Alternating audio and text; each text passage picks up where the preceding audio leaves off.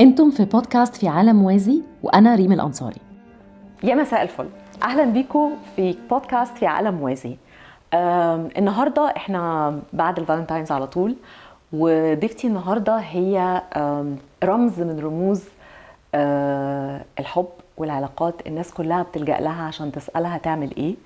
فانا لقيت ان صديقتي الصدوقه اللي انا بحبها وانا نفسي بستمتع جدا جدا بالكلام معاها في كل التوبكس، وبالذات في العلاقات والحب. لقيت ان دي فرصه هايله ان احنا نسمع رايها في موضوع ممكن يكون مهم بالنسبه لنا كلنا. كلنا بنخش في علاقات ساعات وبنخرج منها مش عارفين ايه اللي حصل بالظبط. بتنتهي العلاقه وبنلاقي نفسنا تعبانين زعلانين، مش قادرين نحدد حجم الخساره والوجع اللي حصل ده عمل فينا ايه. خلينا نسمع آرائها النهاردة ونعرف منها نصايح كمان تفيدنا في الموضوع ده. أول حاجة أرحب بصديقتي هابي فالنتاين المبدعة غدا كريم. مش قادرة أقول لك أنا مبسوطة قد إيه. مبسوطة جدا إني معاكي بوجودك هنا النهاردة. بجد بجد بجد يا دودو. أنا مبسوطة. كل سنة وأنت طيبة. وأنتي طيبة عيد حب سعيد عليكي وعلى كل الناس بيتفرجوا علينا. يا رب دايما دايما الناس تكون سعداء في الحب.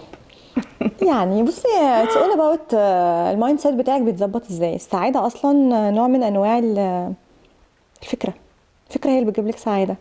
صح. في ناس عندهم حاجات كتيرة قوي مش سعادة، في ناس عندهم حاجات قليلة شايفين نفسهم سعادة. فالسعادة دي فكرة. صح جدا. طيب خليني أسألك أول سؤال في موضوعنا النهاردة. ناس كتير بتخش علاقات وبتخرج منها مش عارفة ايه اللي حصل بالظبط. ازاي البني آدم يقدر يحدد او يفهم حجم الصدمة او التروما اللي حصلت له في العلاقة دي؟ طيب حجم الألم بيتحدد بحاجتين. أولا طول مدة العلاقة، يعني في فرق ان انا ابقى في علاقة سنة وفي فرق ان انا ابقى في علاقة 6 سنين. فدي اول حاجة. تاني حاجة بتحددي حجم الألم بمدى التغير في صحتك النفسية. الصحة النفسية هي المعيار الأساسي اللي بنقيس عليه حجم سعادة الإنسان أو حجم ألم الإنسان بس. فبتحددي عن طريق الحاجتين دول. اوكي. طيب دلوقتي احنا عرفنا مثلا ان احنا عندنا تروما او تعبانين او محتاجين نتعافى. ايه هي الخطوات او الرحلة اللي لازم نخش فيها عشان نوصل للتعافي؟ طيب اول حاجه لازم يبقى عندك حد انت بتلجئي له هو متخصص ان هو يظبط لك افكارك. مش حاجه اسمها اصل انا هروح شويه اسافر هبقى جميل، مش عارفه ايه هبقى لطيف. انت لا، محتاجه ثيرابيست، محتاجه دكتور نفسي، محتاجه لايف كوتش، محتاجه حد يقول لك يظبط لك افكارك اللي انت شايفه ان هي من جواكي بتقول لك كلام غلط. خلي بالك انه افكارنا دايما بتاخدنا في سكه سلبيه. بعد ما بيحصل لنا بريك اب وبعد ما بنحس ان احنا متألمين بتفضل الحياه، بيفضل دماغك طول الوقت عقلك بيقولك انت ازاي بقيتي كده، انت بقيتي لوحدك، انت ازاي بقيتي متألمه كده، انت عمرك ما هتلاقي الحب تاني، انت حياتك مش عمرها ما هتتوازن تاني. ما بيقولكيش بقى الحاجات الصح. الحاجات الصح ايه؟ ليت جو، وان دي تجربه، وانك اتعلمتي ايه من الدرس، وان احنا في البريزنت دلوقتي مش في الماضي. خلي بالك احنا في انهين. حالة اليقظة دي محتاجة حد يساعدك فيها، يظبط لك افكارك ويعكس لك افكارك. الحد ده بيبقى تقريبا لايف كوتش او متخصص علاقات زي حالتي كده، بيظبط افكار الناس. بس لوحدك ما بتقدريش تتعافي. فده الجزء بتاع انه في حد بيساعدك. لازم حد يساعدك. الجزء زي بالظبط ما تحسي انه زايده ان وجعاكي، بينفع انت تعمليها في البيت كده؟ نشرب شاي بالنعناع نشرب شاي سخن؟ لا مش هينفع كده، لازم نروح لدكتور. فهو الدكتور برضو. بس احنا في مصر مش معترفين، او في العالم العربي عموما مش معترفين قوي بفكره ان لازم حد يساعدني انا هبقى كويسه بكره الصبح. اللي بيحصل ان حالتك بتسوء. خلاص. فده اول جزء. الجزء الثاني هو الهوم ورك بتاعك انت شخصيا. يعني خلاص انت جيتي لي وانا عملت اديتك كده سكادجول هنمشي عليه لمده شهر، هنعمل كذا ونغير كذا. عامله زي دكتور الدايت بالظبط. انت خدتي ورقه من عند دكتور الدايت قال لك هتفطري والله يا ريم بيض مسلوق وهتاكلي مش عارفه ايه، والساعه 6 هتاكلي زبادي. انت قررتي من نفسك ان انت 9 نضرب شاورما بالتوميه كده قصه اراده كسرناها في النص. فبرضه حالتك النفسيه والحاجات اللي بيقولها لك الحد اللي بيساعدك انك تبقي كويسه وتمنتين افكارك، لازم برضو يبقى عندك فيه جزء كبير قوي قوي قوي من ارادتك. how strong you are انك تمشي على الخط اللي رسمهولك. بس دول الحاجتين اللي انت بتحتاجيهم علشان تتعافي. اوكي. طيب نفترض ان البني ادم اللي هو غير متعافي دخل في علاقه اوريدي وهو لسه مش اوير او لسه مش مدرك مدى الدمار او حجم الخساره العادي. اللي هو طبعا وده العادي سيناريو بتاع عادي، الناس. وده سيناريو طبعا عادي. داويها بالتي كانت هي الداء، يلا نشبك بالظبط في حد تاني يطلعنا من المود من علاقه ويبسطنا. لعلاقه على امل انه دي هتصلح دي ودي هتصلح دي. بالظبط. واكيد ما فيش حاجات، ريباوند بسرعه يا جماعه، ما فيش حاجه بتصلح التانية. ما فيش طبعا. طيب بالعكس. افرضي ان احنا دخل البني ادم ده في العلاقه دي فعلا، في علاقه ريباوند ودمر حياه الاخر. لا الشخص التاني بقى، الشخص اللي هو انا عايزه ابص بقى على الجانب الاخر من النهر، سيبنا بقى من الشخص اللي هو عنده صدمه. الشخص الاخر اللي بيتعامل مع الشخص اللي عنده صدمه، ايه دوره بقى؟ حاجتين برضو. اولا هو لازم يفهم ان هو مش المنقذ. يعني بشوف ستات كتير او رجاله كتير هم المنقذين، انا هعالجها، انا I can fix him، انا هغير لها حياتها، انا هنقذها. ما فيش حدش بينقذ حد، محدش بيغير حد. لا غير كده كمان، انت لا امه ولا ابوه ولا انت ابوها ولا امها ولا الدكتور النفسي بتاعها ولا اي حد. انت مش دورك في حياه البني ادمين انك تنقذهم، انت دورك العلاقات هدفها ان احنا بناد فاليو لبعض. فاتنين شخص متعافي وشخص متعافي بيبوند توجذر فبيادوا فاليو، فبنبقى سعداء. لكن شخص عنده دامج كبير والم جواه محتاج يتعافى الاول قبل ما يروح لحد تاني، لانه بيبتدي ياخد من طاقته يا ريم. فيبتدي الاخر ده يبقى يعني مستهلك جدا طول الوقت وما بيبقاش عارف وحصل لي ايه. لا حضرتك كنت بتحاول تساعد شخص هو مص طاقتك كلها وانت فشلت انك تساعده لانك غير مؤهل انك تساعده، لانك انفولفد جدا بمشاعرك معاه. فاللي هيحصل ان الشخص ده يبقى مستهلك والشخص التاني اللي مص طاقته مش هيتعالج برضه. فاحنا كده بنخسر ناس، فبنبتدي نخسر ناس حوالينا. فده دور الشخص اللي بيدخل في علاقه مع حد هو عارف انه مش متعافي. ده كتير من الاحيان يا غدا ما بيبقاش عارف، بيتفاجئ. لا مفيش حاجه اسمها كده.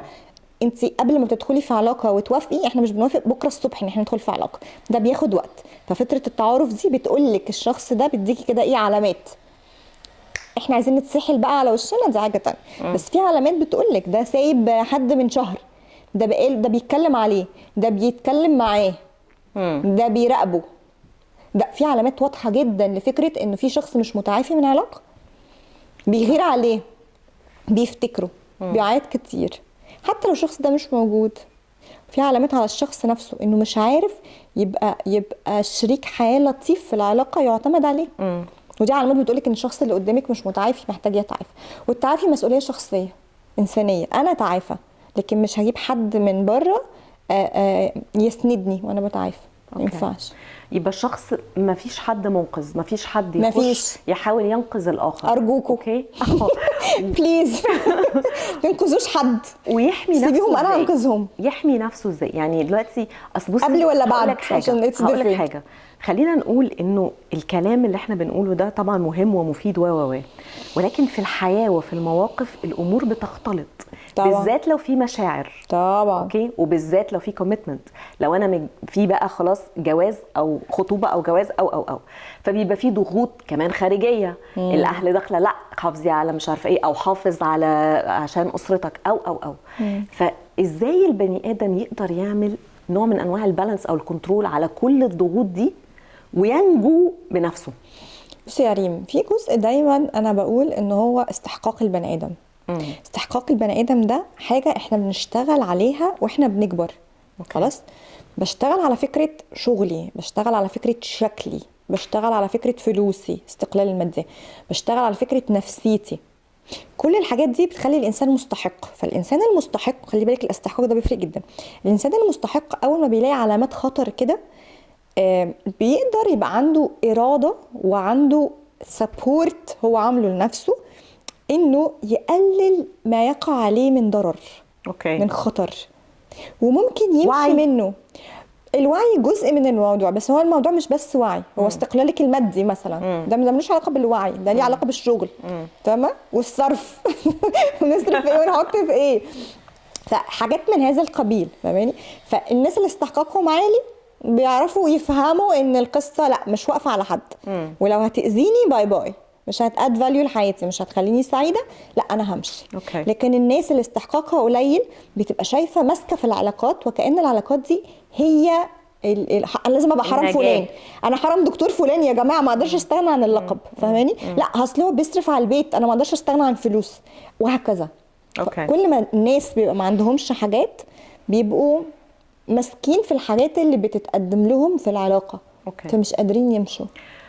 طيب انت قلتي الاستحقاق، ودي انا شايفاها حاجه مهمه جدا جدا جدا. قولي لي يا غاده، او قولي للناس وبالذات البنات الصغيره اللي بتقبل لسه على الخطوه دي، يعني سيبك ايه من اللي وقع ده هنحاول نلحقه بعد كده، هننقذه بعدين. لكن كميه الناس اللي لسه بتقبل على العلاقه وبتقع في نفس الغلطه كبيره جدا. عايزاكي تدي تيبس او نصايح سريعه كده ل القصه دي، ازاي نقدر نفهم العلامات، او نفهم ان الشخص ده غير متعافي لسه. طب بصي، 3 حاجات بنفهم بيهم انه الانسان ده غير متعافي ونعمل ايه. خلاص اوكي. وعموما يعني خلي بالك ان كل الناس عندها issues وعندها insecurities وعندها مخاوف وعندها خريطة نفسية معينة وهكذا، واحنا ما عندناش هذا الوعي الكافي المجتمعي ان الراجل يشتغل على نفسه او الست تشتغل على نفسها، ففي ناس كتير بتلبس فشغال. طيب 3 حاجات هنقول بيهم. اول حاجه، خليني اقيم الانسان دايما وهو غضبان. الغضب نوع من انواع التعري النفسي، صح. بيبقى الانسان عريان قدامك، فانت عارفه تشوفي الحقيقه بتاعت الشخص ده، بيشتم، بيغلط، بيضرب، بيخاصم، بيسيب، عنيف، انتقامي، مليون حاجه الغضب بيقولها لك. علامات محدده جدا. تاني حاجه، العلاقات بتمر ب3 مراحل. المرحله الاولى اللي فيها هرمونات كتير بتاعه السعاده، اللي هي الناس بتبقى مسحوله حلاوه البدايات. دراج بصي مخدرات كده ايه في دماغك، فبتبقي مبسوطه وخلاص. المرحله الثانيه بيبتدي يقل التاثير ده، ويبتدي الكون ربنا يبعت لك علامات.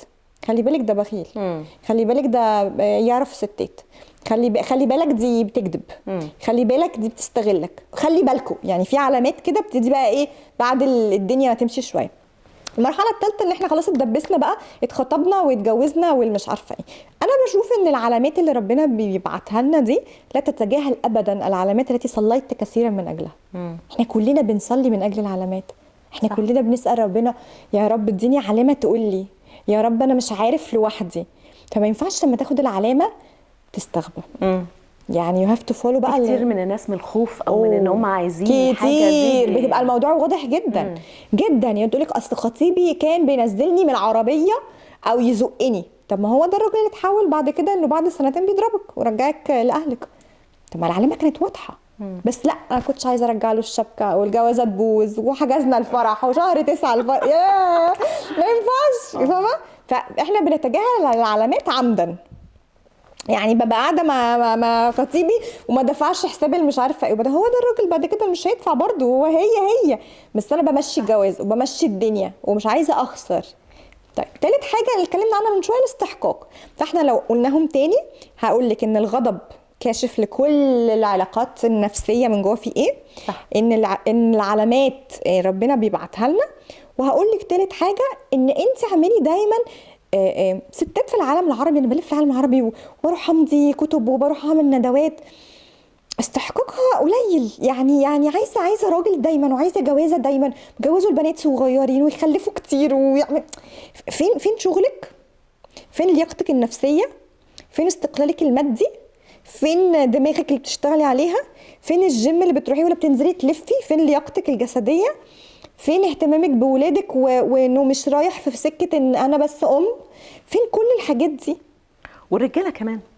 يعني انا عايزه اقول انا عارفه حقها وتالت نصيره الستات لا بس يعني عايزه اقول ان الاستحقاق ده برضو شيء عام. يعني في الكثير من الرجال برضو بيقعوا في مشاكل كتيره. لا معلش خليني اقول لك انا معترضه على القصه دي. الستات هي اللي ما عندهاش استحقاق. الراجل عارف من ساعه ما بيتولد المجتمع بيربيه ويمرعه انه بيروح الشغل ويجيب فلوس، والراجل ما يعيبوش غير جيبه ويبقى عنده كرش ويبقى عنده بتاع ويبقى مش عارفه بيعمل ايه وبيعمل حاجات غلط كتير وي والناس والدنيا ماشيه، والستات بتشيل الجهد الاكبر. تاني هنرجع لفكره ان الست محتاجه يبقى عندها نوع من انواع الوعي.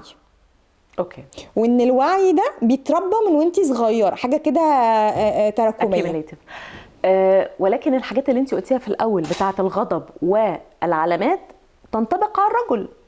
تنطبق على البشر الكل. كلهم. يعني لا انا عايزه اقول بس ايه، انه ان القصه دي مش قصه ستات بس، هي مش ان في قصة- رجاله كمان طبعا هو الانسان عموما بتقابل ستات غير متعافيه. خليني طبعا كتير، بس خليني اقول لك انه لما بيقابل ست غير متعافيه بيخلع بسرعه ومش بيحاول ينقذها قوي، ويعني بيبقى كده عارفه اللي هو ايه، معدي. الست بتدمر حياتها عشان خاطر الراجل. عمرك شفتي راجل حياته اتدمرت بسبب ست؟ لا انا شفت.